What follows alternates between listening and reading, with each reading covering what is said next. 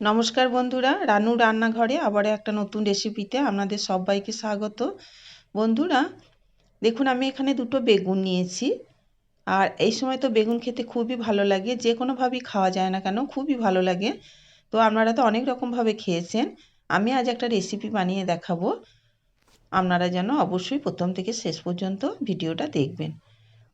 তো বন্ধুরা, প্রথমে আমি বেগুনের বোটাটাকে একটুখানি কেটে বাদ দিয়ে দেবো।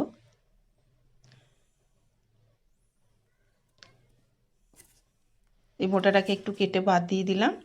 এবার যে কোনো এক সাইড থেকে একটা দিক পাতলা করে একটু এই সাইডটা কেটে বাদ দিয়ে দেব।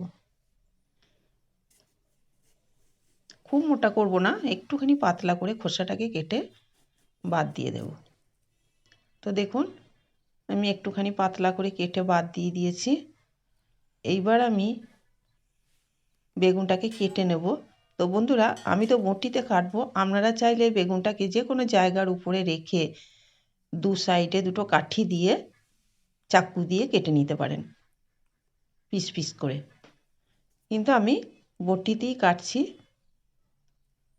এই সাইডটা কিন্তু গোটা থাকবে, ওই দিকটা কাটা হবে না, উপর পোর্শনটা পিস পিস করে কেটে নিতে হবে। তো দেখুন, আমি কিন্তু পুরোটা কাটিনি, কিছুটা নিচের দিকটা গোটা রেখে তারপর কেটেছি। এইভাবে পুরো বেগুনটাকেই কেটে নিতে হবে। একটু ধৈর্য ধরে আস্তে আস্তে করে কাজটা করতে হবে।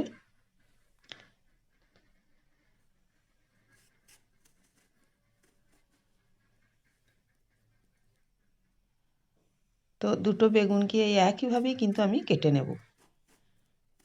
আমি দুটো বেগুন দিয়ে করছি, আপনারা চাইলে আরও দু একটা বেশি দিয়ে করতে পারেন যদি আপনাদের বেশি প্রয়োজন হয়। তো দেখুন, আমি পুরো বেগুনটাকে কেটে নিয়েছি। এই দেখুন কত সুন্দর লাগছে, দেখুন নিচের দিকটা কিন্তু গোটা আছে আর উপর পোর্শনটা এইভাবে কেটে নিয়েছি। দেখুন, চলুন ওই বেগুনটাকেও আমি একইভাবে কেটে নেব। এরও বোটাটা কেটে বাদ দিয়ে দিলাম, আর তলার দিকটা একটু কেটে দিয়েছি। এবার এটাকেও আমি ওই একইভাবে কেটে নেব।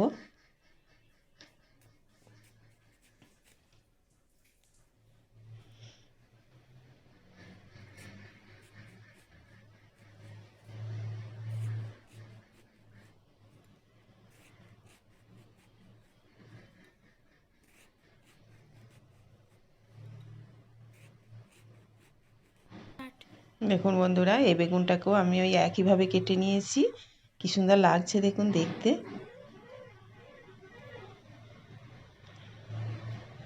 বেগুন দুটো আমার কাটা হয়ে গেছে।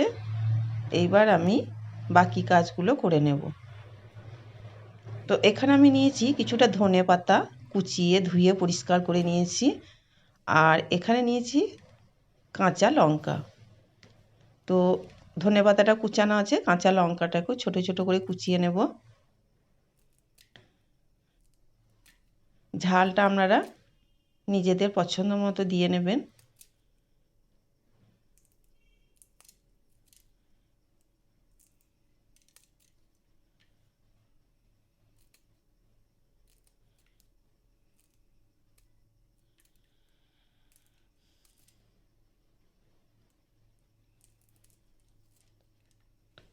তো দেখুন, আমি এখানে কিন্তু সব লঙ্কাগুলো দিইনি, কিছুটা লঙ্কা কুচিয়ে নিয়েছি। এইবার এই জায়গার মধ্যে আমি নিয়ে নিয়েছি ছোট ছোট করে টমেটো কুচো, লঙ্কা, ধনেপাতা আর রসুন কুচো নিয়েছি, আর লবণ। এটা এক সাইডে সরিয়ে রাখলাম। এখানে একটা বাটির মধ্যে আমি নিয়ে নিলাম একটু সর্ষের তেল, 2 চামচ মতো সর্ষের তেল নিলাম।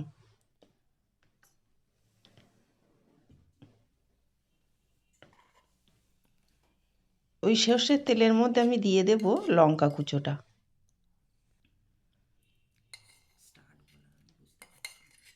কুচিয়ে রাখা লঙ্কাটা সর্ষের তেলের মধ্যে দিয়ে দিলাম।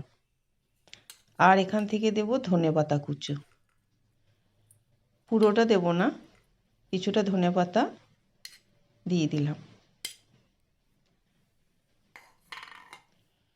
এইবার ভালো করে তেলের সাথে এটাকে মাখিয়ে নেব।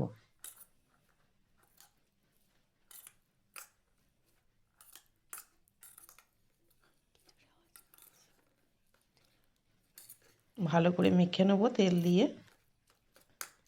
তো বন্ধুরা আর একটু মনে হচ্ছে আমার তেল লাগবে, একটু বেশি করে তেল দিলে ভালোই হয় খেতে। তো আর একটুখানি সর্ষের তেল দিয়ে দিলাম।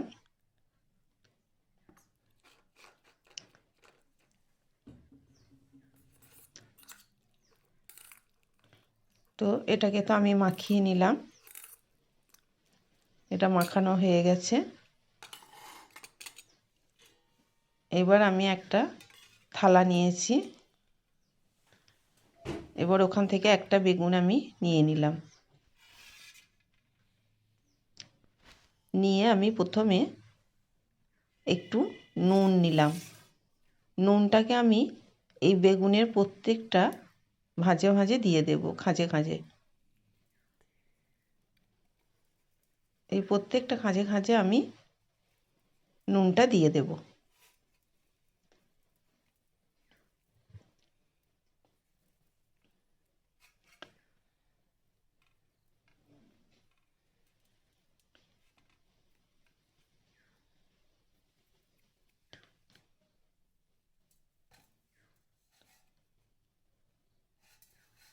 নুনটা আমি প্রত্যেকটা খাঁজে খাঁজে দিয়ে দিলাম।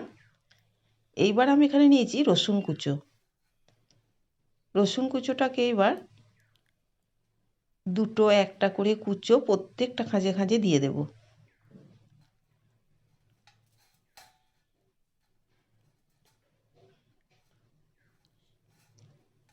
একটা দুটো করে রসুনের কুচি প্রত্যেকটা খাঁজে খাঁজে দিয়ে দেব।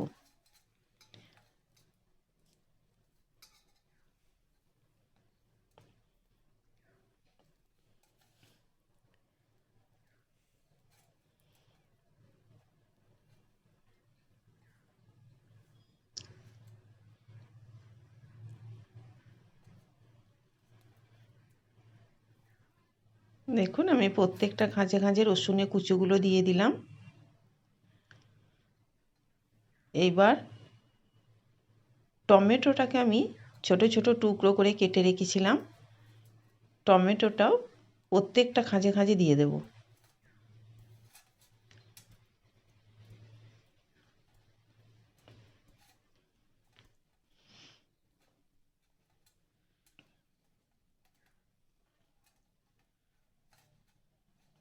দেখুন আমি প্রত্যেকটা খাঁজে খাঁজে এক টুকরো দু টুকরো করে দিয়ে দিচ্ছি।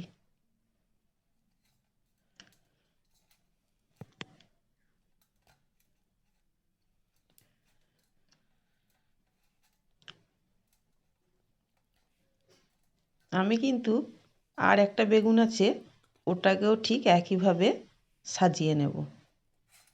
ঠিক এটাও যেভাবে সাজাচ্ছি ওটাকেও একইভাবে করে নেব। তো টমেটোটা আমার প্রত্যেকটা খাঁজে খাঁজে দেওয়া হয়ে গেছে। এইবার লঙ্কা আর ধনেপাতা আর তেলটা যেটা মেখে রেখেছিলাম এইটাকে এবার প্রত্যেকটা খাঁজে খাঁজে দিয়ে দেব। তো বন্ধুরা আপনারা তো বেগুন পোড়া বেগুন ভাজা অনেক খেয়েছেন, একবার এইভাবে বানিয়ে খেয়ে দেখবেন, এর স্বাদ মুখে লেগে থাকবে।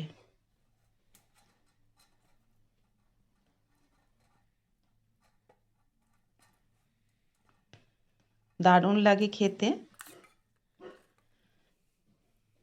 তো দেখুন আমি লঙ্কা ধনেপাতা আর তেলটা প্রত্যেকটা খাঁজে খাঁজে এইভাবে দিয়ে দেব। একটু তেলের পরিমাণটা বেশি দিলে ভালোই হবে খেতে।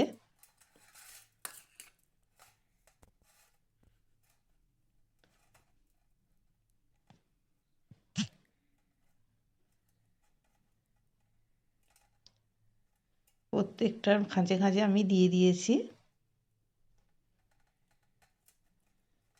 তো আমার একটা বেগুন রেডি হয়ে গেল। এবার ওই বেগুনটাকেও এটা একটা জায়গার মধ্যে রেখে দেব। এটা একটা থালার মধ্যে রেখে দিলাম। এইবার ওই বেগুনটাকেও আমি একইভাবে তৈরি করে নেব। এর মধ্যেও প্রথমে নুন দিয়ে দেব খাঁজে খাঁজে। তো দেখুন বন্ধুরা, আমার দুটো বেগুনই একইভাবে তৈরি করা হয়ে গেছে। এবার যে বাকি ধনেপাতা তেলটা ছিল ওপরে দিয়ে দিলাম। আপনারা চাইলে ওপর থেকে আরেকটু সর্ষের তেলও দিয়ে দিতে পারেন, টেস্টটাও ভালো হবে। এবার এটাকে এক সাইডে রেখে দিলাম। এবার আমি গ্যাসের কাছে চলে এসেছি। গ্যাসে একটা কড়াই বসিয়ে দিলাম। কড়াইয়ের মধ্যে গ্যাসটা প্রথমে জ্বেলে দিলাম, দিয়ে কড়াইয়ে কিছুটা নুন দিয়ে দিলাম।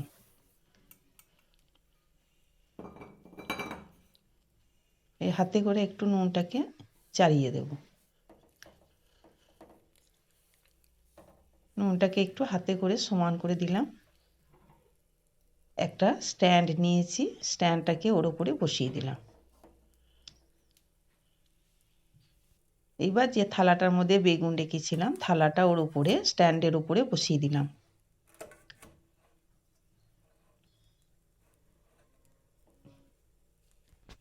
একটা ঢাকা দিয়ে দিলাম। একে 30 থেকে 40 মিনিট হতে দেব। তো বন্ধুরা দেখুন 30 থেকে 40 মিনিট পর আমি ফিরে এলাম। দেখুন বন্ধুরা কত সুন্দর বেগুনটা সিদ্ধ হয়ে গেছে, কত সুন্দর হয়েছে দেখুন। এবার গ্যাসটা বন্ধ করে দিলাম, এটাকে নামিয়ে নেব। তো বন্ধুরা দেখুন আপনাদেরকে একবার দেখাচ্ছি বেগুনটা কত সুন্দর সিদ্ধ হয়েছে। তো বন্ধুরা এইভাবে একবার আপনারাও বানিয়ে খেয়ে দেখবেন, দারুণ লাগে খেতে। ভাত, রুটি, মুড়ি যা কিছুর সাথে খাবেন খেতে অপূর্ব লাগবে। তো রেসিপিটা কেমন লাগলো একবার আমাকে কমেন্টে অবশ্যই জানাবেন, আর ভালো লাগলে একটা লাইক দিয়ে পাশে থাকবেন।